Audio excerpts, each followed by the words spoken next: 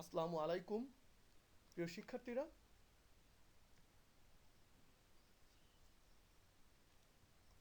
আসসালামু আলাইকুম প্রিয় শিক্ষার্থীরা আশা করি করোনার এই দুর্যোগকালীন মুহূর্তে পরিবারের সকল সদস্য সহ তোমরা সুস্থ আছো এবং বাসায় অবস্থান গ্রহণ করতেছো। ক্যান্টনমেন্ট কলেজ যশোর কর্তৃক আয়োজিত হিসাব বিজ্ঞান বিভাগের সিসিজে অ্যাকাউন্টিং স্কুল অনলাইন ক্লাস কার্যক্রমের পক্ষ থেকে তোমাদেরকে জানাচ্ছি আন্তরিক শুভেচ্ছা ও অভিনন্দন। প্রিয় শিক্ষার্থীরা, আমরা আশা করছি এই দুর্যোগময় মুহূর্তে তোমরা বাসায় অলস সময় পার না করে নিয়মিত আমাদের এই অনলাইন ক্লাসের সাথে যুক্ত আছো এবং বাসায় বসে নিয়মিত ক্লাসগুলো দেখছো এবং প্রচুরভাবে তোমরা অনুশীলন করছো, এটাই আমাদের প্রত্যাশা। আজকে আমরা অনার্স প্রথম বর্ষ শিক্ষার্থীদের জন্য তাদের প্রিন্সিপাল অফ অ্যাকাউন্টিং কোর্সের চ্যাপ্টার 5 এর ওয়ার্কশিট এই অধ্যায়ের ব্যবহারিক অংশ নিয়ে আলোচনা আমরা করব। প্রিয় শিক্ষার্থী, আর ব্যবহারিক অংশটুকু ভালোভাবে আয়ত্ত করতে পারলে সেখানে প্র্যাকটিক্যাল খুব ভালোভাবে করতে পারবো আমি বিশ্বাস করি। আর এই বিষয়গুলো তোমাদেরকে অবশ্যই আয়ত্ত করতে হবে। এটা আয়ত্ত না করলে তুমি কার সাথে কার সম্পর্ক, কার সাথে কার ভাব সেটাই যদি না জানো, কোথায় পোস্টিং দিবা, কোথায় ইঙ্গিত করবা, সেই ইঙ্গিতটা তোমার ভুল হয়ে যাবে, পোস্টিংটা ভুল হয়ে যাবে, আর সেই জন্য তোমার টোটাল অঙ্কটা ভুল হয়ে যাবে। তো সেই কারণে ওই গানের কথার মতো, কি সুন্দর এক গানের পাখি মন নিয়ে সে খেলা করে, কি সুন্দর এক গানের পাখি মন নিয়ে সে খেলা করে। প্রিয় শিক্ষার্থী, এই যে এখানে আমরা বললাম, আমরা যদি এই যে অঙ্কটাকে যদি গানের পাখি বানাতে চাই, তাহলে আমি অবশ্যই তাকে নিয়ে খেলা করতে পারবো। কি করে খেলা করব? যদি আমার আজকের এই থিওরিটিক্যাল পার্টটা আমার অবশ্যই আয়ত্তে থাকে, তাহলে অঙ্কটা আসার সাথে সাথে আমি দ্রুত সমন্বয়গুলো বুঝে ফেলবো এবং আমি অঙ্কটা শেষ করে ফেলতে পারবো। প্রিয় শিক্ষার্থী, এর পূর্বে আমি তোমাদের সমন্বয় এর অধ্যায়ের উপর ক্লাস নিয়েছি।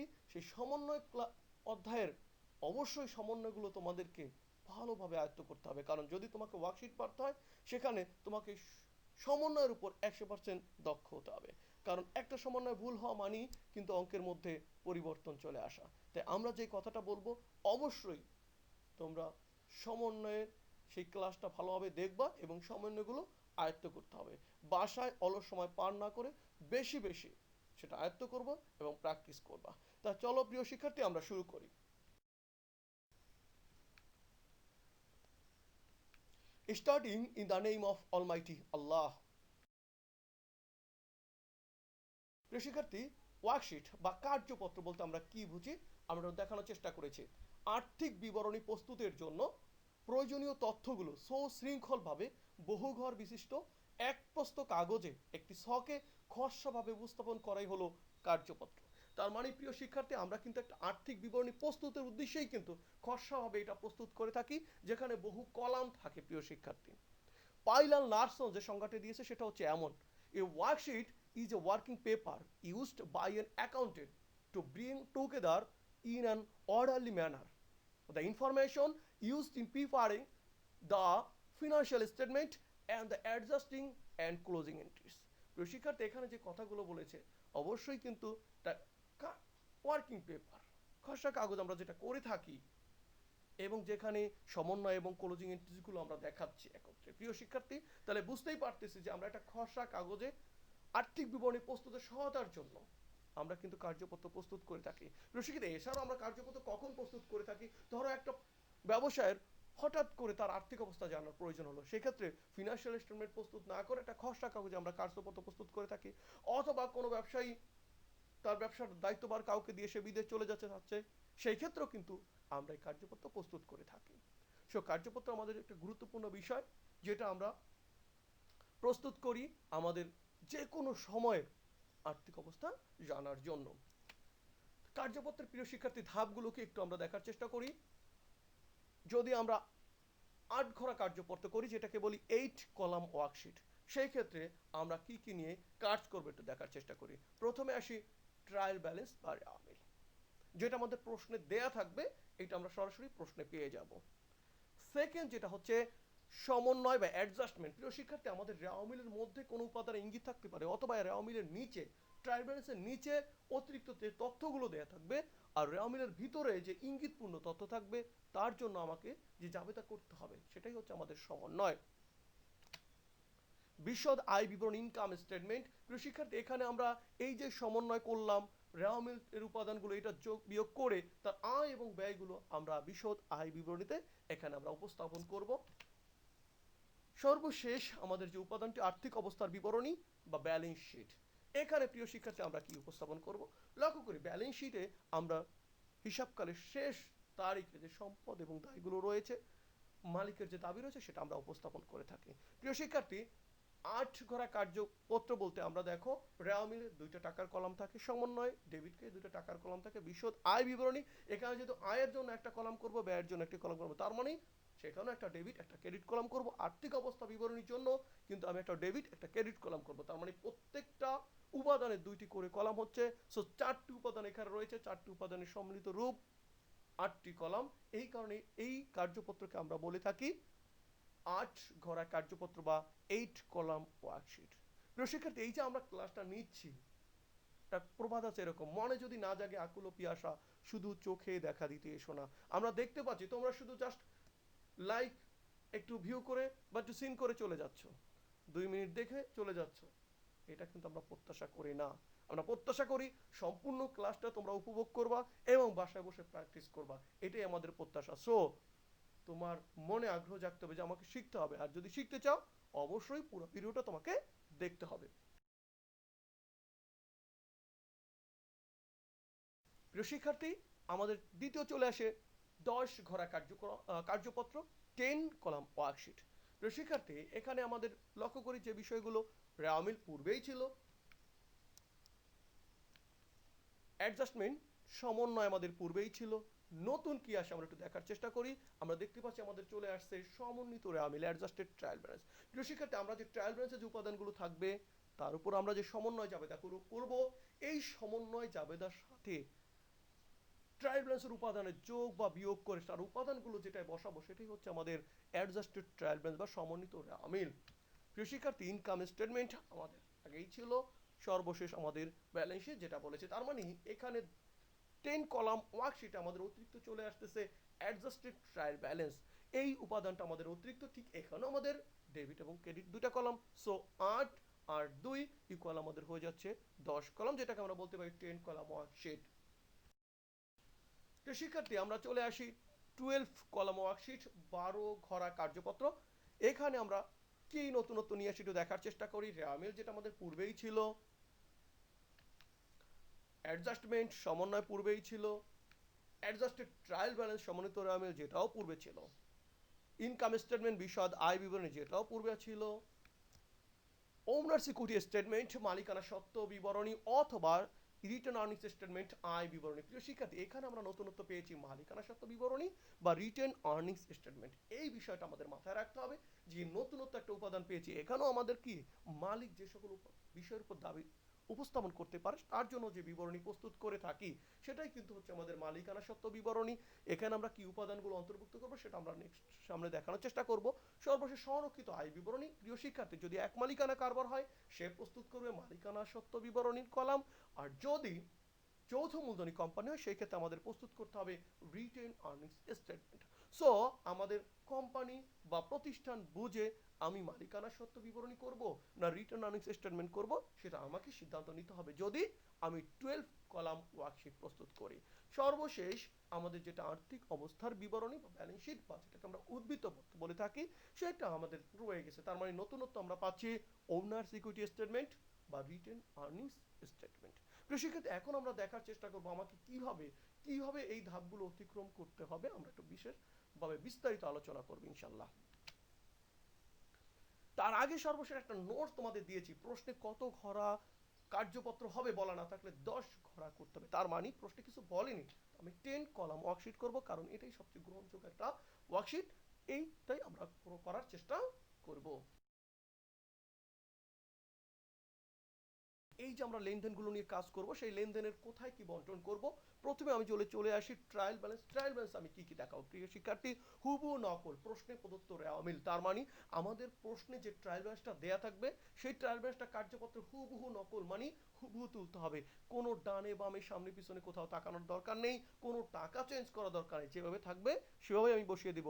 কিন্তু প্রিয় শিক্ষার্থী, এই ক্ষেত্রে তোমাদের সাথে একটু প্রশ্ন কথা চালাকি করতে পারে, অনেক সময় টাকার অঙ্ক ডেবিট বা ক্রেডিট বিশ্লেষণ করে না দিতে পারে, ভাগ না করে দিতে পারে। সেই ক্ষেত্রে অবশ্যই আমাকে ডেবিট এবং ক্রেডিট বিশ্লেষণ করে ডেবিটের টাকা ডেবিটে এবং ক্রেডিটের টাকা ক্রেডিটে বসাতে হবে। এই ক্ষেত্রে কি বিবেচনা করব? আমরা তো জানি সম্পদ, ব্যয়, ক্ষতির মার্কা ডেবিট এবং উত্তরণের মার্কা ডেবিট, এগুলো আমরা টাকা ডেবিটে বসাবো। এবং আমরা জানি দায়, আয়, মূলধন এবং লাভ, এদের মার্কা হচ্ছে ক্রেডিট। সো এই উপাদানগুলোর আমি টাকা ক্রেডিটে বসাবো। সমন্বয়, অ্যাডজাস্টমেন্ট। প্রিয় শিক্ষার্থী, আমরা এখানে কি করব? মূলত এখানে আমাকে সমন্বয় জাবেদা করতে হবে। কোনগুলো সমন্বয় জাবেদা করব? যেটা আমরা বলি রামিলের মধ্যে ইঙ্গিতপূর্ণ কোন উপাদান। তুমি হেঁটে যাচ্ছ, কেউ তোমাকে দেখে যদি একটু চোখ টিপ দেয়, তাহলে বুঝতে হবে সে তোমাকে কিছু ইশারা করেছেন। ঠিক তদ্রূপ আমাদের রামিলের মধ্যে যদি কোনো ইঙ্গিত থাকে, যেমন 10% ইনভেস্টমেন্ট অথবা 10% লোন, এগুলো কিছু ইঙ্গিত করে। যেমন স্যালারি বলা থাকতে পারে 10 মান্থ, তার মানে কি বেতন 10 মাসে দেওয়া হয়েছে, 2 মাসে দেওয়া হয়নি। বিনিয়োগ 10% সুদের হার, এই যে সুদের হার 10%, লোনের 10% সুদের হার, এটা দিয়ে আমাকে কিন্তু সুদ ক্যালকুলেশন করতে হবে, সুদের জাবেদা করতে হবে। সো রেওয়ামিলের মধ্যে কোনো যদি ইঙ্গিত থাকে অথবা রেওয়ামিলের নিচে যে অতিরিক্ত তথ্য থাকবে, সেই তথ্যগুলোর জন্য আমাকে সমন্বয় জাবেদা করতে হবে। এই ক্ষেত্রে রেওয়ামিলে যে হিসাব থাকবে না, সেই হিসাবটি রেওয়ামিলের যোগফলের নিচে লিখতে হবে এবং টাকা সমন্বয় কলামে বসাতে হবে। যেমন আমি একটা সমন্বয় জাবেদা করেছি salary expense debit, salary payable credit. Trial ব্যালেন্সের মধ্যে আমরা দেখতে পাচ্ছি স্যালারি আছে, সো স্যালারি নতুন করে লেখা প্রয়োজন নেই, কিন্তু স্যালারি পেয়েবলটা নেই। আমি রেওয়ামিলের যোগফলের নিচে স্যালারি পেয়েবল লিখে টাকাটা সমন্বয় কলামে বসাবো। আর স্যালারি যে ডেবিট হলো তার টাকাও কিন্তু আমি সমন্বয়ের কলামে বসাবো, কারণ আমরা সমন্বয় থেকে টাকাটা পেয়েছি। এই বিষয়টা আমাদের বুঝতে হবে। সমন্বিত রেওয়ামিল, অ্যাডজাস্টেড ট্রায়াল ব্যালেন্স।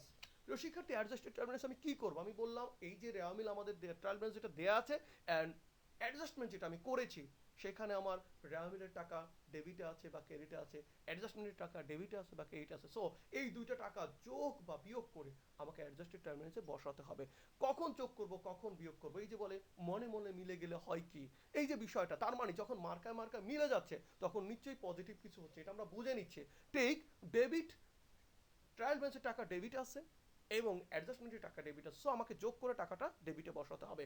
ট্রায়াল ব্যালেন্সের টাকাটা ডেবিটে আছে বাট অ্যাডজাস্টমেন্টের টাকাটা ক্রেডিটে আছে, আমি কি করব? টাকাটা বিয়োগ করে অ্যাডজাস্টেড ট্রায়াল ব্যালেন্সে বসাবো। এখানে মাথায় রাখতে হবে, আমি যদি ক্রেডিট থেকে বিয়োগ করি তাহলে ক্রেডিটে বসাবো, যদি ডেবিট থেকে বিয়োগ করি ডেবিটে বসাবো। প্রিয় শিক্ষার্থী, এখানে আমি ডেবিট থেকে, ডেবিটে প্রথমে ছিল সমন্বয়ে ক্রেডিটে টাকা হয়েছে, আমি মাইনাস ফিগার দেখাতে পারবো না।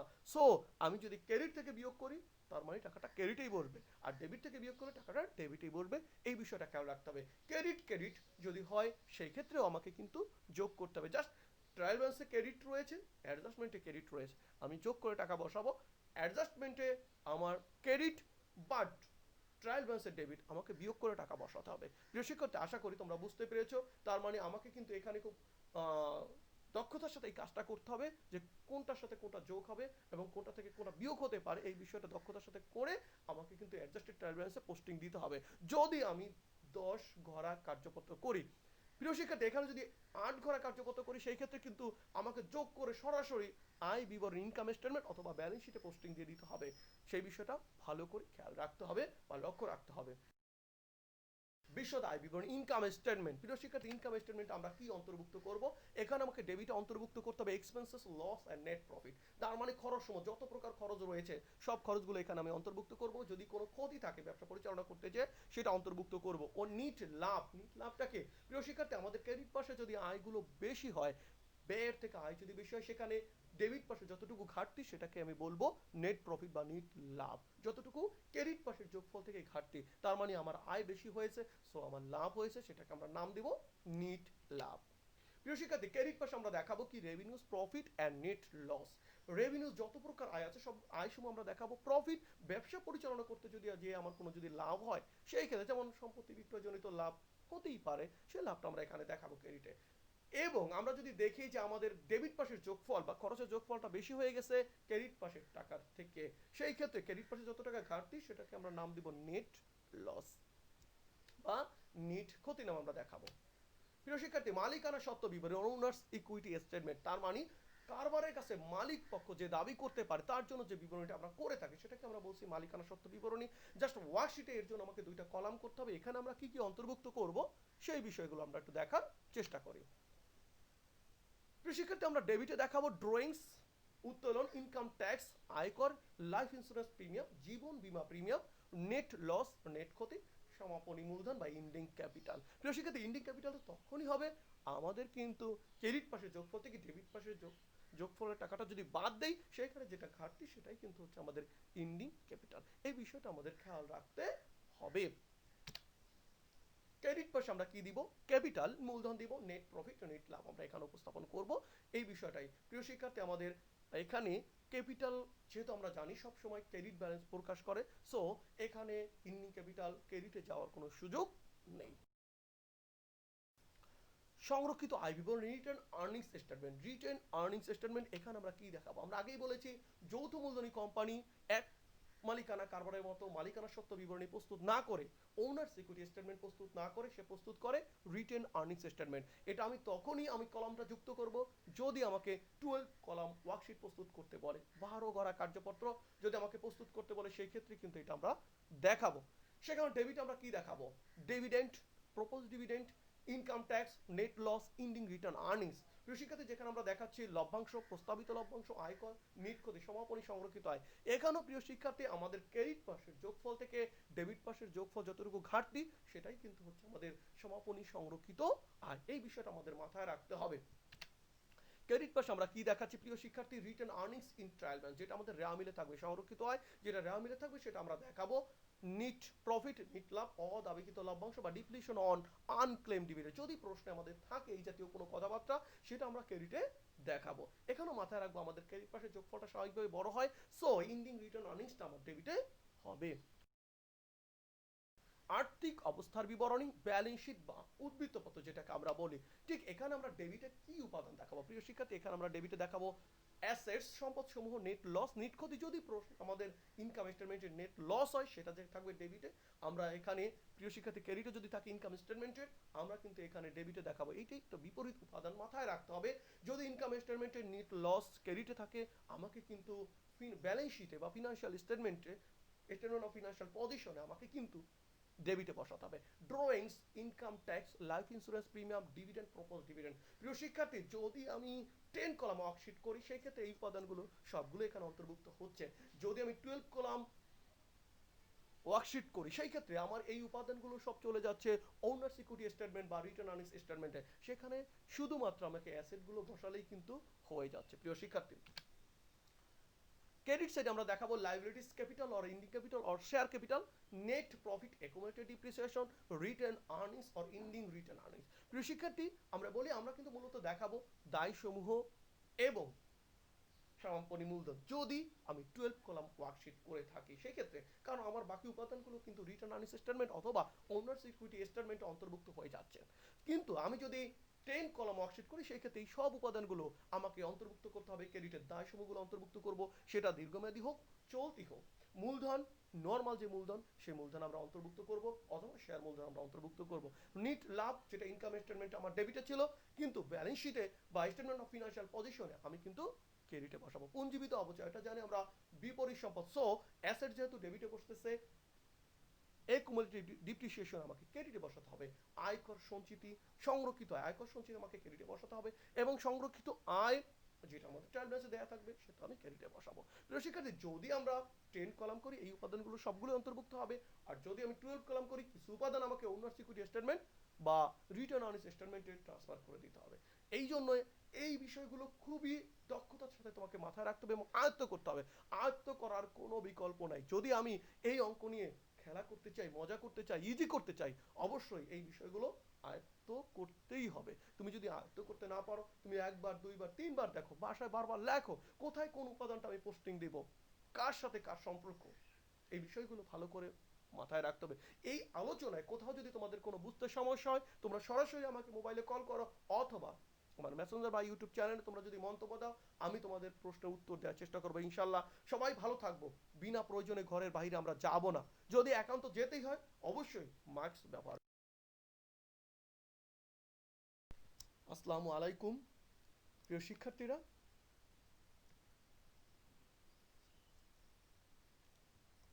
আসসালামু আলাইকুম প্রিয় শিক্ষার্থীরা, আশা করি